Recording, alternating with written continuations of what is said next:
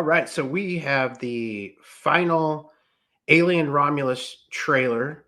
I'm a big Alien fan, but as all of you Alien fans know, many of the sequels and prequels have been hit or miss. This one is not done by Ridley Scott, but Ridley Scott has put his stamp of approval on it. But, I was super happy, obviously, that you enjoyed the movie. They said it's great, and what can I say? That was something that I actually always said you got forever. a huge movie here. Let's check out this trailer. Are you sure you want to do this? Cyberpunk. Nice rings. There she is. You want to break in and steal highly regulated equipment. This could be our only ticket out of here. So she has Sigourney Weaver vibes. She also has the Scandinavian girl vibes too from Prometheus. Awesome. Welcome to the Romulus space station. Nice and gritty. Grit contrasts the beauty of the planet there.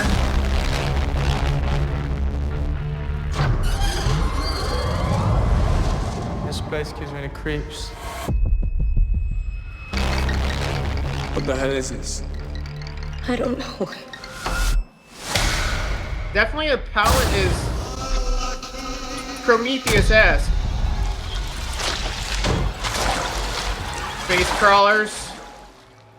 What the fuck is that?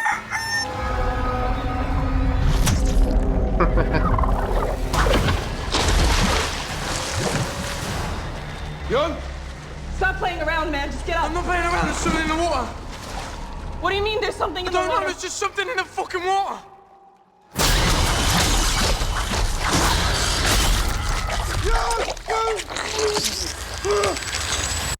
Run.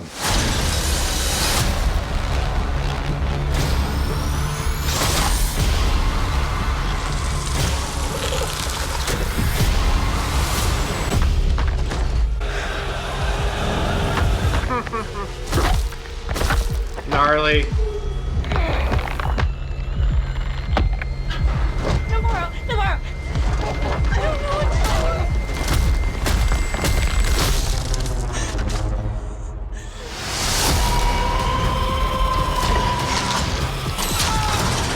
Whatever comes, we'll face it together. Let's go.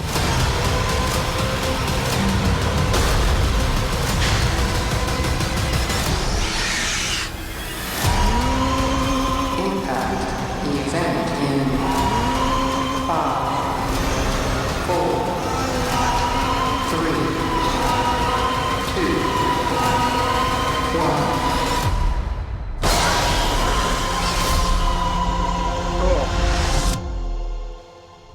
So it looks like there's a bunch of odes to the previous films. The main girl, like I said, looks like a combination of Sigourney Weaver and Scandinavian girl with the dragon tattoo actress. This director, he's done some interesting things before. This seems almost like a half sequel, half reboot.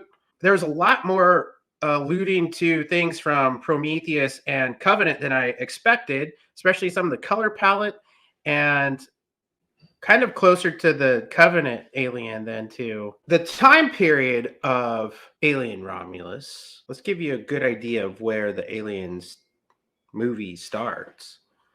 So Prometheus, 2091. 2091, so less than 70 years from now. Alien Covenant, 2104.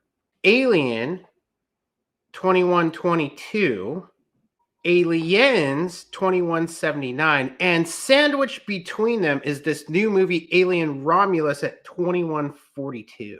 Then, of course, if you want to go on to, Alien 3, 2180, and Resurrection, 2379, and geez, the AVP ones, I don't know. Anyway, Alien Romulus, sandwiched between the first two movies. I'm going to guesstimate. I'm going to theorize. I'm going to guessterize. Amanda Ripley is the protagonist in Alien Romulus. We're going to find out that in Aliens Ellen Ripley was being lied to when they showed the picture of her daughter who died, happily in her bed at whatever age that she lived this like unknown life. She was probably working for Wayland just like her mom. This is going to be that story.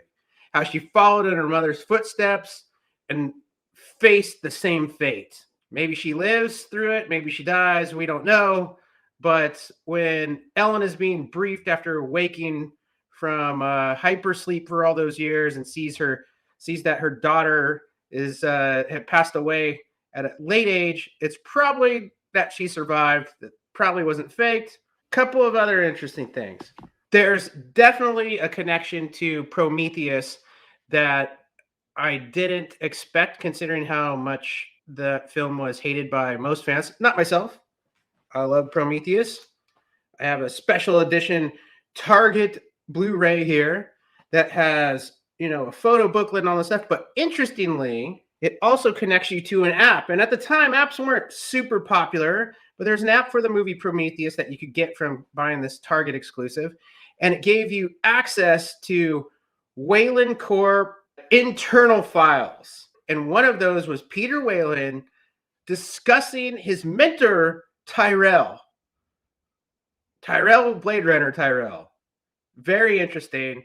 We also know that this crew is working for Wayland. There are a number of other connections to the Blade Runner world. So I would expect that when watching the trailer, you see them walking through a city. It's very cyberpunk looking. It looks like a port, maybe where they're going to take off or something. Cyberpunk elements probably relates to the Blade Runner universe as well.